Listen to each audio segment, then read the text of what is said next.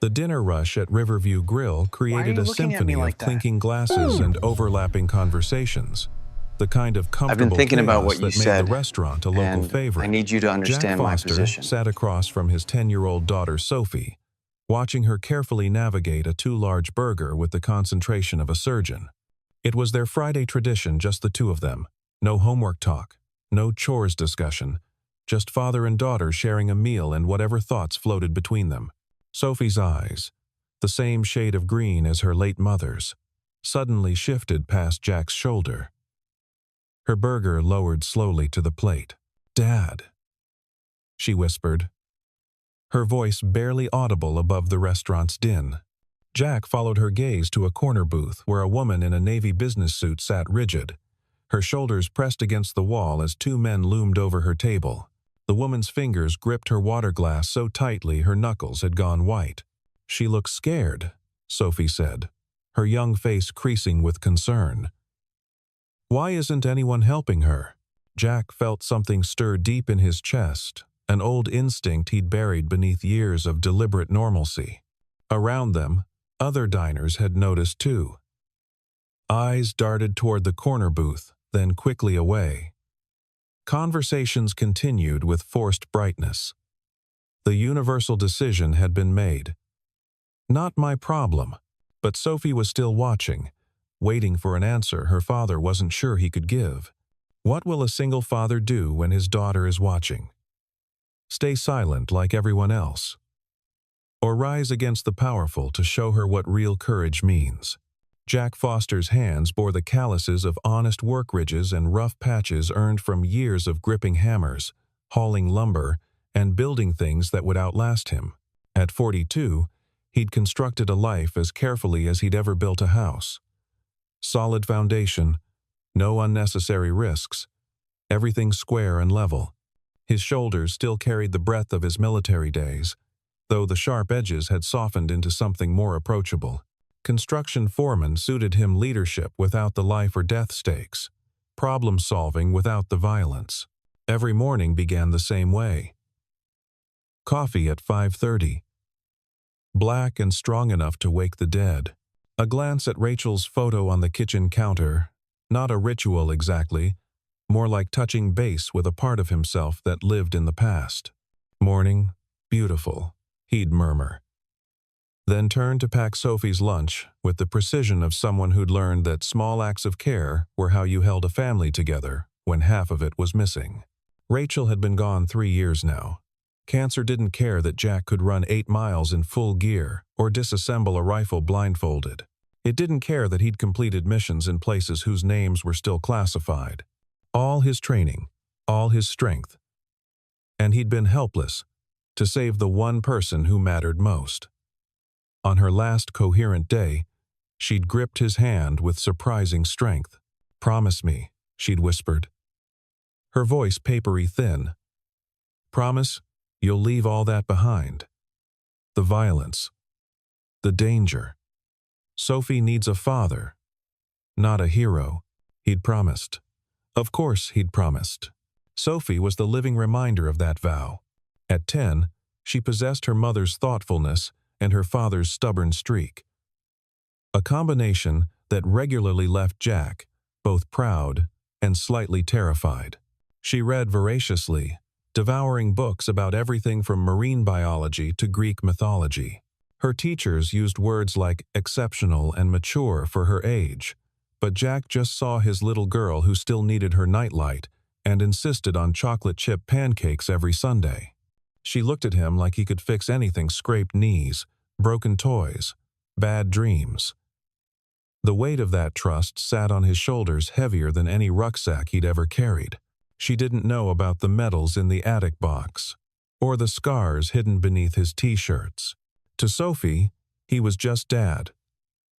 The man who braided her hair, badly, helped with math homework, competently, and never missed a school play, proudly. Catherine Mitchell had learned early that in corporate law, you had to be twice as good to get half the credit. At 35, she'd built her reputation case by case, victory by victory, until even the senior partners couldn't ignore her results. Her wardrobe was armor perfectly pressed suits, understated jewelry, heels that added just enough height to look most men in the eye. She kept her blonde hair in a professional bob, her makeup minimal but flawless. Every detail calculated to project competence without threat, authority without aggression. The law was clean, logical, a system where facts mattered and justice, theoretically, prevailed. Unlike the messiness of human relationships, legal briefs didn't lie or disappoint. They were what they were: arguments built on precedent and evidence, conflicts resolved through reason rather than force. She'd been at Riverview Grill to celebrate quietly. She'd just won a discrimination case that others had called unwinnable, securing a 7-figure settlement for her client. The champagne she'd ordered sat untouched as the two men invaded her booth, their presence turning her moment of triumph into something else entirely. Marcus Webb wore entitlement like an expensive cologne, overwhelming and impossible to ignore. At 28, he'd never heard no without it being followed by "sir," or "but we can make an exception." His father's construction empire had paved his way through life, quite literally in some cases. The Webb name opened doors, closed investigations, and made problems disappear with remarkable efficiency. He had the kind of looks that money-maintained gym-sculpted body, professionally whitened teeth, hair that cost more to style than most people spent on groceries. But beneath the polish was something hollow, a fundamental absence where empathy should have lived. He collected conquests, business deals, cars, women with the same casual acquisitiveness, discarding them when they no longer entertained him. Marcus had noticed Catherine at several city functions. She'd declined his advances with professional courtesy that he'd chosen to interpret as playing hard to get. Men like Marcus didn't believe in rejection. They believed in persistence paying off. Eventually, inevitably, Derek Webb, Marcus's cousin and constant shadow, was a different species of predator. Where Marcus was polished, Derek was rough. 6 years in the army had given him skills but not discipline, capability but not character. He'd left under circumstances that remained deliberately vague, carrying a discharge that was honorable on paper but questionable in practice. At 31, Derek existed in Marcus's orbit like a satellite, close enough to benefit from the Webb gravity but far enough to maintain plausible deniability when things went wrong. He was the enforcer when Marcus needed one, the muscle when intimidation was required. But sometimes, in quiet moments, something flickered behind Derek's eyes, not quite conscience, but perhaps its distant cousin. Howard Mercer had built Mercer Construction through 30 years of calculated risks and strategic compromises. He respected Jack, genuinely liked him even. But business was business. The Webbs were connected to half his contracts, their influence woven through the city's development projects like rebar through concrete. Howard had learned long ago that moral stands were luxury items, and he was in the business of survival, not heroics. Jack watched Catherine's face across the restaurant, the controlled fear, the careful way she held herself perfectly still, as if movement might provoke something worse. Marcus Webb leaned closer, his hand reaching out to touch her hair. Catherine flinched. The gesture was small, but to Jack's trained eye, it screamed distress. "She's trying to leave," Sophie observed with the clarity children sometimes possessed, "but they won't let her." The restaurant continued its willful blindness. A waiter approached the booth but veered away after catching Marcus's glare. The manager busied himself at the register, suddenly fascinated by receipt tape. This was how it worked: the social contract that said some people's comfort mattered more than others' safety. Marcus's laugh carried across the dining room, sharp and entitled. "Come on, Catherine, stop being so uptight. We're just talking. I said I need to leave." Catherine's voice was steady but strained, a violin string pulled too tight. "Nobody's stopping you," Derek added, though his positioning said otherwise, his bulk blocking any exit from the booth. Jack's hands had already started to move, folding his napkin with deliberate calm. His body knew what came next even if his mind was still debating. This wasn't Afghanistan or Iraq. There were no rules of engagement here, no team to watch his six. Just a restaurant full of people who'd chosen to look away, and a daughter who was watching him with those green eyes that expected him to be the man she believed he was. "Sophie," he said quietly, "stay right here." "Dad? I'll be right back. Eat your fries." He rose from his chair with the fluid economy of someone who'd learned not to telegraph intentions. His approach was casual, hands visible, body language non-threatening, just a concerned citizen, nothing more. Marcus didn't even notice him until Jack was standing beside their booth. "Evening," Jack said, his voice carrying the kind of calm that preceded storms. "Ma'am, is everything all right here?" Catherine's eyes flickered with relief so profound it confirmed what Jack already knew. "I was just leaving," she said quickly. "No, you weren't," Marcus corrected, his attention finally focusing on Jack. The calculation was instant and dismissive. Older guy. Work clothes. Nobody important. "We're having a private conversation here, pal. Move along." "Happy to," Jack replied evenly. "Soon as the lady's free to leave if she wants." The restaurant's ambient noise seemed to dim, as if everyone had collectively held their breath. Derek straightened, his body language shifting from casual to alert. He recognized something in Jack's stance, the way he'd positioned himself balanced, ready, angles covered. "You don't know who you're talking to," Marcus said, standing now, using his height advantage. He had 2 inches on Jack, and the confidence of someone who'd never faced real consequences. "Don't really care," Jack responded. "The lady wants to leave. You're going to let her, or what?" Marcus's voice dripped contempt. "You'll make me?" It was Derek who whispered, "Marcus, careful." Something's off about this guy, but Marcus was beyond careful. Beyond thought. His privilege had been challenged in public. His authority questioned. The punch came exactly as Jack expected. A wide, telegraphed haymaker thrown by someone who'd only ever hit people who couldn't hit back. Jack didn't just dodge, he redirected, using Marcus's momentum against him. His hand found Marcus's wrist, a small circle, pressure applied to specific points. Marcus's face went from anger to shock to pain in under 2 seconds. He dropped to one knee, his arm twisted in a control hold that looked almost gentle but had him completely immobilized. "Here's what's going to happen," Jack said, his voice still conversational, as if discussing weather. "You're going to apologize to the lady. Then you and your friend are going to leave, and you're never going to bother her again." Derek had started to move, but Jack's eyes found his. Something in that gaze, not a threat exactly, more like a promise, made Derek stop. He'd seen that look before, in people who'd been to places where violence wasn't theoretical. "He was a SEAL," someone whispered. The words rippled through the restaurant like dropping a stone in still water. "That's Jack Foster. My brother worked with him. Navy SEAL, did 3 tours. Phones had appeared, recording everything. The modern reflex document first, help never. But now they had their story, their content, the hero narrative they could share and feel part of without having actually done anything." Marcus tried to struggle, but Jack's grip was inexorable. "Apologize," Jack suggested quietly. "Sorry," Marcus gritted out, his face red with humiliation more than pain. Jack released him and stepped back, creating space for Catherine to slide out of the booth.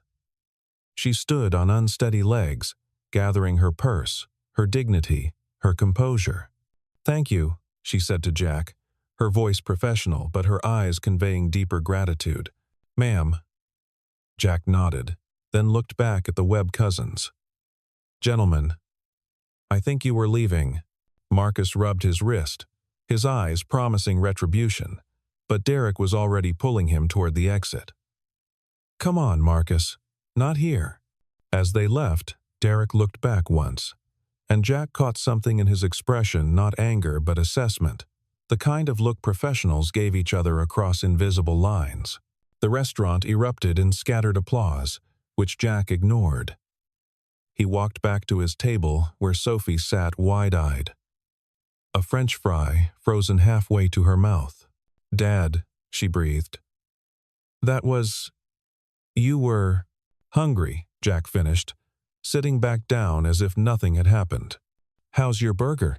But Sophie wasn't buying the deflection. "You helped her, when nobody else would." Jack looked at his daughter, seeing Rachel in the set of her jaw, the determination in her eyes. "Sometimes we have to stand up, Sophie. Even when it's hard. Especially when it's hard." "Mom would be proud," Sophie said simply, and Jack felt his throat tighten. "Eat your fries, kiddo. They're getting cold." Saturday morning arrived with unusual quiet at the construction site. Jack noticed it immediately, the way conversation stopped when he walked by, the quick glances, the space people gave him. Not fear exactly. More like the way people acted around something unexpected and potentially dangerous. "Jack." Howard Mercer's voice carried across the site. "My office." The trailer that served as Howard's office smelled of coffee and cigarettes, despite the no-smoking signs plastered everywhere. Howard's laptop was open, and he turned it toward Jack without preamble. The video had been viewed 847,000 times. The title read, "Navy SEAL destroys entitled Rich Kid Harassing Woman." "That's you," Howard said. It wasn't a question. "Yeah, that's Marcus Webb." Apparently, Howard rubbed his face, looking older than his 58 years. "Do you have any idea what you've done? Help someone who needed it. You embarrassed Richard Webb's son. In public. On video." Howard pulled up another window, local news sites, comment sections, social media feeds. "You're trending, Jack. Local hero. They're calling you." Which means the Webbs can't just make this disappear quietly. Jack's phone buzzed. A text from an unknown number. "Thank you again for last night. I'm safe. Catherine Mitchell," he typed back. "Glad to hear it. Take care." Another buzz, different number. "You think you're a hero? Heroes fall hard. Watch your back." Then another. "We know where you work." And another. "Nice daughter. Be a shame if something happened." Jack's jaw tightened. Threatening him was one thing. Mentioning Sophie crossed a line that awakened something he'd tried to bury. "Jack?" Howard noticed the change in his expression. "What is it?" "Nothing I can't handle. That's what worries me. Look, I'm not asking you to apologize. Hell, part of me wishes I had half your balls. But I've got 12 projects with Webb fingerprints on them. They're already making calls. You want me to take some time off. I want you to be smart. Let this blow over. Take a week. Paid. Spend time with Sophie." Jack understood. Howard was protecting the business, his employees. It was logical, practical. It was also exactly what the Webbs wanted to show, that there were consequences for standing up to them. "A week." Jack agreed. "But Howard, if they come after Sophie, they won't," Howard said quickly, though his eyes suggested he wasn't entirely convinced. "They're not stupid. Bad for business. Going after a kid." By Sunday evening, the first article appeared. Questions arise about local heroes, military past. The piece was carefully crafted, full of insinuation and anonymous sources. Jack Foster had been involved in a classified operation that resulted in civilian casualties. Jack Foster had been discharged under mysterious circumstances. Jack Foster had a history of violence. None of it was technically false. There had been civilian casualties in one operation, though Jack had tried to prevent them. His discharge had been honorable, but the missions remained classified. creating a veil of mystery easy to exploit. And yes, he had a history of violence sanctioned, necessary, and in service to his country, but violence nonetheless. The comments sections became battlegrounds. Supporters pointed out his service record, his medals, his work in the community. Detractors questioned why someone with his training was working construction, what he was hiding, whether he was really a hero or just someone with anger issues. Sophie found him reading the articles on his phone that night. "Dad? Are you in trouble?" "No, sweetheart. Just some people saying things that aren't true. Because you helped that lady? Sometimes doing the right thing makes some people angry." Sophie crawled into his lap, something she rarely did anymore. "I don't care what they say. You're my hero." Jack held his daughter close, smelling her strawberry shampoo, feeling the trust in her small body. Rachel's voice echoed in his memory. Sophie needs a father, not a hero. But what if she needed both? Monday morning brought vandalism. Jack arrived at the construction site to find graffiti spray-painted across the equipment shed. "Heroes welcome" in dripping red letters. The sarcasm was as heavy as the paint. Security cameras had mysteriously malfunctioned during the night. Tom Rodriguez, one of Jack's crew, stood beside him surveying the damage. "Boss, this is messed up. It's paint. It'll clean off." "That's not what I mean." Tom, usually jovial, looked serious. "My wife works at the county clerk's office. Says the Webbs have been pulling permits, checking property records. They're looking for leverage. On me? On everyone. You, the company. Hell, probably anyone who's ever said a nice word about you." Jack's phone rang. "Catherine Mitchell. Mr. Foster? I heard about the vandalism. And the articles. News travels fast. In this city, web news travels faster. Can we meet? I might be able to help." They met at a small cafe downtown, the kind of place that served excellent coffee and minded its own business. Catherine looked different in daylight, more composed but also more tired, as if the weekend had been its own kind of battle. "I owe you more than a thank you," she began. "You don't owe me anything." "I disagree. Marcus Webb has been circling me for months, showing up at professional events, having flowers delivered to my office, calling partners at my firm to sing my praises in ways that made it clear he expected something in return. Friday night was an escalation. He doesn't handle rejection well. The Webb family doesn't handle anything well except getting their way." Catherine pulled out a folder. Discreet, but thick. "I've been keeping records. Not just of Marcus's harassment, but patterns. Other women. Other incidents. All buried with NDAs and payoffs." Jack studied the documents. "This is extensive. I'm a lawyer. Documentation is what I do. But Mr. Foster, Jack, they're going to come after you hard. The articles are just the beginning. I've been through worse. Have you been through worse with a 10-year-old daughter?" The question landed like a punch. Catherine immediately looked apologetic. "I'm sorry." "That was accurate," Jack finished. "Sophie's my priority. Always. Then let me help. Pro bono. I can file restraining orders, defamation suits, whatever it takes to make them back off." "Why would you do that?" Catherine was quiet for a moment. "Because you stood up when no one else would. Because men like Marcus rely on everyone being too scared or too comfortable to act. And because..."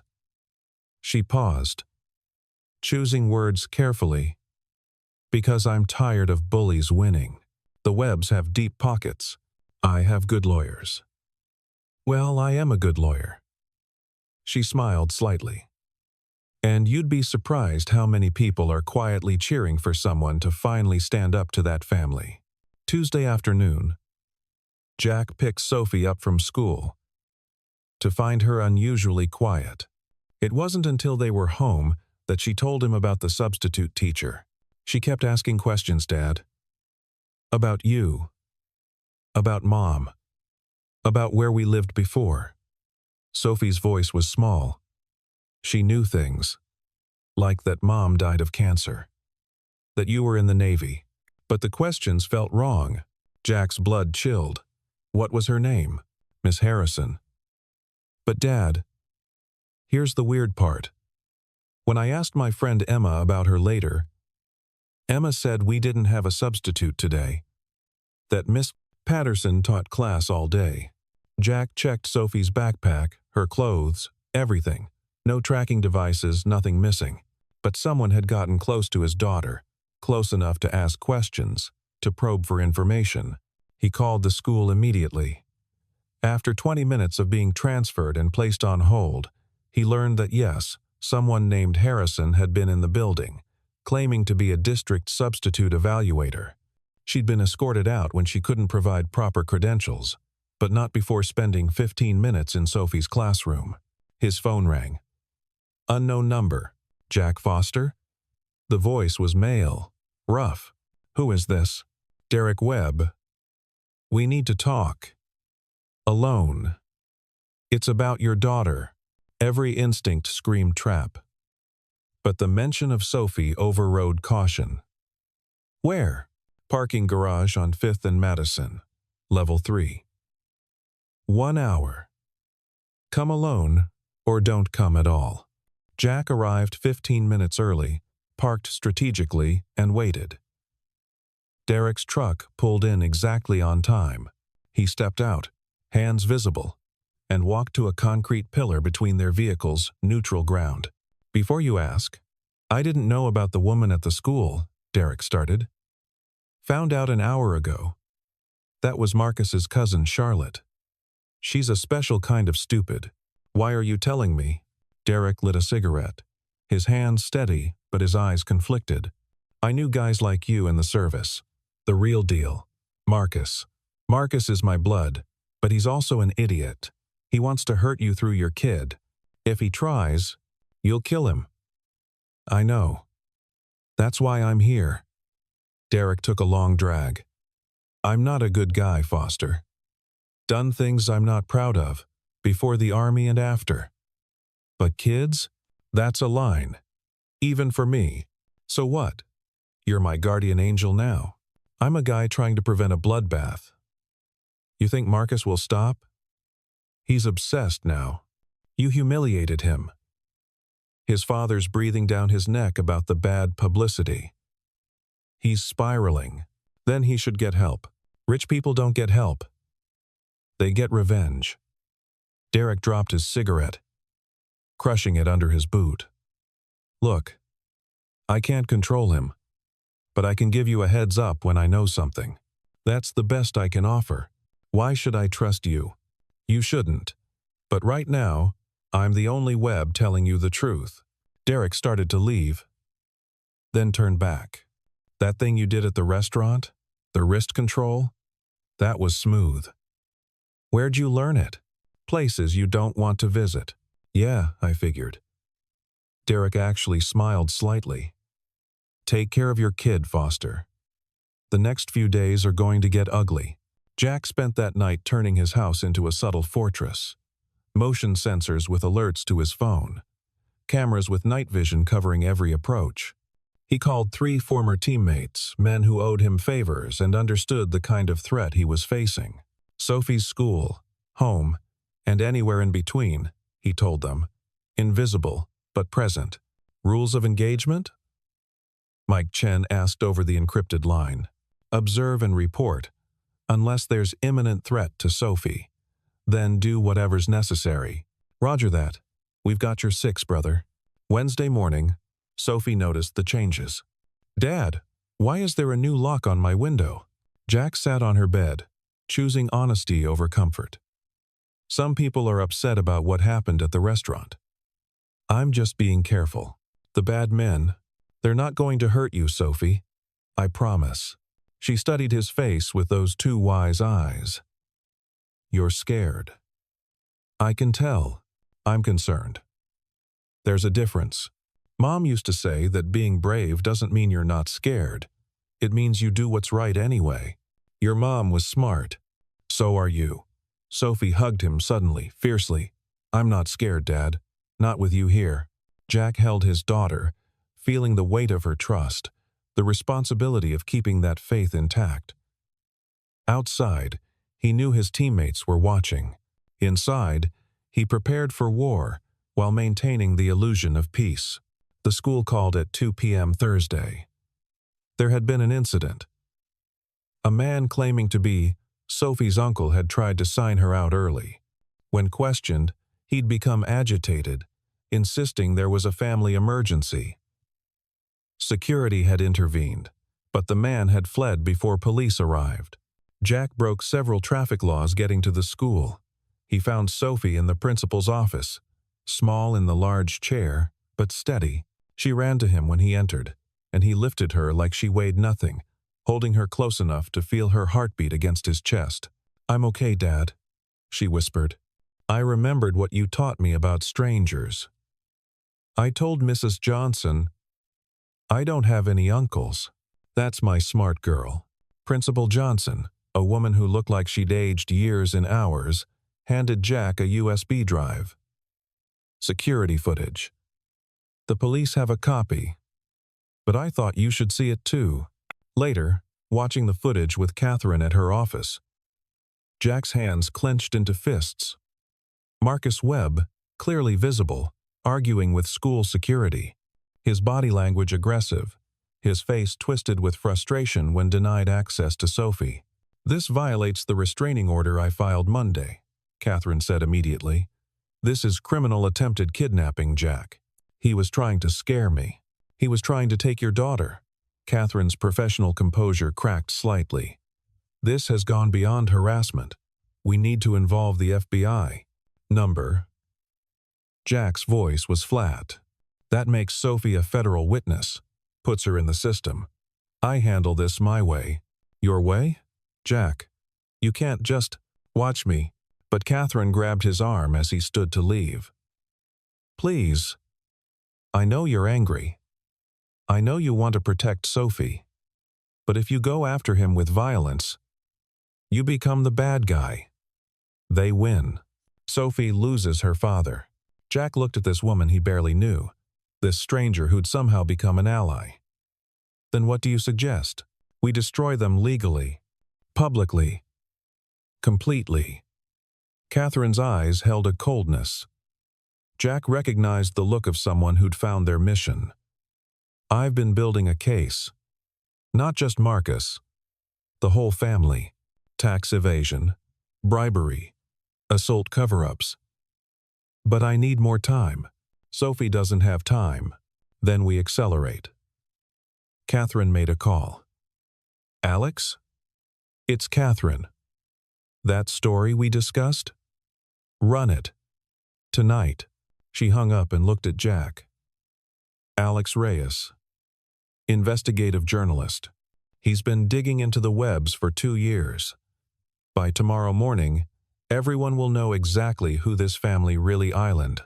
That evening, Jack sat with Sophie doing homework, both of them pretending everything was normal. His phone buzzed constantly updates from his teammates, messages from Catherine, threats from unknown numbers he no longer bothered reading. At 10 p.m., the story went live. The Web Empire. A pattern of corruption, cover-ups, and coercion. Alex Reyes had done his work thoroughly. Financial crimes, assault accusations, bribed officials. It was all there, documented and verified. By midnight, 3 more news outlets had picked up the story. By 2 a.m., the FBI had announced an investigation. By dawn, Richard Webb was holding a press conference, denying everything while looking like a man watching his empire crumble. But Marcus wasn't at the press conference. Derek's warning came at 6 a.m. "Can't find Marcus. He's off the grid. Be ready." Jack didn't need the warning. He could feel it, the static before lightning. The moment before contact. Marcus would come. Men like him always needed the last word, the final violence to prove their power. "Sophie's not going to school today." Jack told her over breakfast. Because of the bad men? Because we're taking a day. Just you and me. But Sophie shook her head. No, Dad. If I don't go to school, they win. That's what bullies want, to make us scared. To make us small. Jack looked at his 10-year-old daughter and saw Rachel's courage, her unwillingness to let fear dictate terms. You're right. But we do this smart. Uncle Mike drives you today. I don't have an Uncle Mike. You do now. Former teammate. He'll keep you safe. The call came at noon. Sophie was safe at school. Mike reporting all clear. But Catherine's voice was tight with controlled panic. Jack, you need to come to my office. Now. Bring whoever you trust. He arrived to find Catherine's law firm in chaos. Senior partners huddled in conference rooms, security guards at every entrance. Catherine met him in the lobby. They're trying to force me out, she said simply. The partners received a package this morning. Photos of me at restaurants with married partners, completely innocent, all business lunches, but edited to look compromising. Threats of lawsuits from Web Industries if I'm not terminated immediately. They're that scared of you? They're that desperate. But Jack, I also received this. She handed him an envelope. Inside, photos of Sophie at school, at home, playing in the yard. All taken with a telephoto lens. All recent. The rage that flooded through Jack was ice cold, the kind that preceded precise violence. But Catherine wasn't finished. There's more. Derek Webb is here. In my office. He says he has information you need to hear. Derek sat in Catherine's personal office looking uncomfortable, but determined. Marcus has lost it completely. His father cut him off this morning after the FBI raid. Blamed him for everything. Marcus. He's planning something. Tonight. Where? Your house. He knows you'll be ready, doesn't care. He's got 2 guys with him, contractors, not family. Expendable. Derek met Jack's eyes. I tried to talk him down. He pulled a gun on me, his own cousin. Why warn me? Because when this goes bad, and it will, I don't want your daughter caught in the crossfire. And, Derek paused. Because you were right to protect Catherine. Marcus has hurt too many people. It stops now. Catherine stood. We're calling the police. No? Jack and Derek said simultaneously. Derek explained. Marcus has scanners. Moment he hears chatter, he disappears. Tries again later. Jack nodded. This ends tonight. My terms. Catherine started. Take Sophie, Jack interrupted. Derek will tell you where. Keep her safe until I call. Catherine wanted to argue, he could see it, but she also understood. Some fights couldn't be won in courtrooms. Jack's house sat in darkness, but he wasn't alone. Mike Chen covered the back. Tony Reeves had the north side. Jack waited in Sophie's room, the one place Marcus would expect to find him. The one place that would make the statement clear. They came at 2 a.m. Not subtle, not professional. The kitchen window shattered. Heavy footsteps. No attempt at stealth. Marcus wanted him to know. Wanted the confrontation. Jack let them come. Up the stairs. Down the hallway. 3 sets of footsteps. Marcus's voice, slurred with alcohol or drugs. Foster. Where's your precious daughter? Want her to see what happens to heroes? The door to Sophie's room exploded inward. Marcus stood there, pistol in hand. Eyes wild. Behind him, 2 men Jack didn't recognize. Both armed, but uncertain. She's not here, Jack said from the corner, hands visible but ready. This is between us. Everything was fine until you, Marcus, started, but Jack was already moving. The gun went off, but Jack had shifted left, the bullet punching through drywall. His hand found Marcus's wrist, redirecting the weapon upward as his knee drove into Marcus's solar plexus. The gun clattered away. The two contractors started to move, but Mike and Tony materialized from shadows, weapons drawn but not aimed. "I'd reconsider," Mike suggested calmly. Marcus wheezed on the floor, trying to crawl toward the gun. Jack put his foot on Marcus's hand. Not hard enough to break bones, but enough to stop movement. "You have two choices," Jack said, his voice eerily calm. "Prison or hospital. Choose wisely." Marcus made his choice, swinging wildly with his free hand. Jack let him connect. It would look better on the police report. Then he applied a chokehold, careful and measured, until Marcus went limp. The contractors had already dropped their weapons, hands raised. They were hired help, not believers. When sirens approached, Catherine had called them. After all, they looked almost relieved. The arrest was public and messy. Marcus Webb, son of Richard Webb, charged with breaking and entering, attempted assault with a deadly weapon, violation of a restraining order, and attempted kidnapping based on the school incident. The contractors flipped immediately, testifying that Marcus had hired them to teach Foster a lesson. Richard Webb's lawyers arrived within hours, but the damage was done. The FBI investigation, the public arrest, the mountain of evidence Catherine had helped compile, it was too much. Within a week, Richard Webb announced his retirement to focus on family matters. The company would be restructured, sold off in pieces. Catherine not only kept her job, but was promoted. The managing partners, fearing the publicity of firing someone who'd stood up to corruption, suddenly discovered her value. She took pro bono cases for other women who'd been silenced by powerful men, building a practice that mattered. Howard Mercer called Jack back to work with a raise. "Turns out having a genuine hero on staff is good for business," he said gruffly. "Plus, with the Webbs gone, we're getting contracts from people who were too scared to compete with them before." Derek Webb disappeared for a while, then reached out 6 months later. He'd joined a veterans support group, was getting help for issues he'd carried since his service. "You standing up to Marcus," he wrote, "made me realize I'd been standing for nothing." Sophie returned to school with a story that made her briefly famous among her classmates. But what mattered more to her was the lesson she'd learned, one she shared during a class presentation about personal heroes. "My dad was a Navy SEAL," she said, standing straight and proud. "He's done brave things in places he can't talk about, but the bravest thing I ever saw him do was stand up for someone who needed help, even though he knew bad things would happen to him because of it. He says being brave isn't about not being scared. It's about doing what's right anyway. He taught me that real courage isn't about fighting. It's about protecting people who can't protect themselves.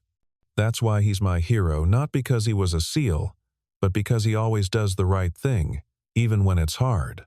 The teacher had to wipe her eyes. Several parents who'd heard about the presentation requested copies. It went viral in its own small way, not as big as the fight video, but more important. A year later, Catherine and Jack stood watching Sophie's soccer game. They weren't together, not exactly, but something was building slow, careful, founded on shared values rather than shared trauma. "She's gotten aggressive out there," Catherine observed as Sophie stole the ball with a perfectly legal but decidedly assertive slide tackle. "She's learned to stand her ground," Jack replied. "From her father, from experience." Catherine was quiet for a moment. "Do you ever regret it? That night at the restaurant?" Jack thought about the question. The threats, the violence, the fear for Sophie. All of it weighed against a simple truth. Sophie knows her dad will stand up for what's right. She knows that power doesn't make someone untouchable. She knows that one person can make a difference. He watched his daughter help an opponent up after a collision. What kind of father would I be if I'd taught her anything else? The game continued. Parents cheering, kids running. Life moving forward. The Webb name had become a cautionary tale in the city, a reminder that accountability could catch up to anyone, that courage could come from unexpected places, that sometimes the good guys actually won. But more than that, It had become a story Sophie would tell her own children someday. About the night, her father stood up in a crowded restaurant when everyone else looked away. About how doing the right thing had cost them, but had cost the bullies more. About how real strength wasn't about violence, but about the willingness to protect others. The autumn sun set over the soccer field, painting everything golden. Sophie scored a goal and immediately looked to the sidelines, finding her father's eyes. Jack gave her a thumbs up, and she beamed before running back to position. "She's going to change the world," Catherine said softly. "She already has," Jack replied. "She changed mine." The game played on, and life continued its complex dance of challenge and triumph, fear and courage, standing up and moving forward. The Webb empire was gone, but the Foster legacy, one of quiet strength and unshakable principle, was just beginning. Sophie would grow up to become a civil rights lawyer, following Catherine's footsteps, but carving her own path. She would tell the story of that night at Riverview Grill in courtrooms and classrooms, using it to illustrate that ordinary people could do extraordinary things when they chose courage over comfort. And Jack would continue what he'd always done, building things that lasted, protecting those who needed it, and showing through action rather than words what it meant to be a good man in a complicated world. The medals remained in the attic box, but the values they represented lived on in daily choices, small stands, and the quiet determination to leave the world a little better than he'd found it. The story spread beyond their city, shared in break rooms and dinner tables, commented on and debated, becoming larger than the people who'd lived it. But at its heart, it remained simple.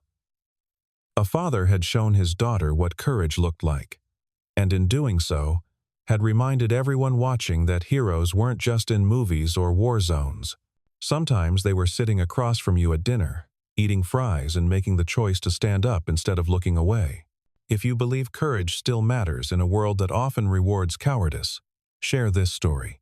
Because silence only empowers the powerful, and someone needs to remind them that justice isn't just a word, it's a promise we make to each other and to the children watching us, learning what it means to be human in a world that sometimes forgets.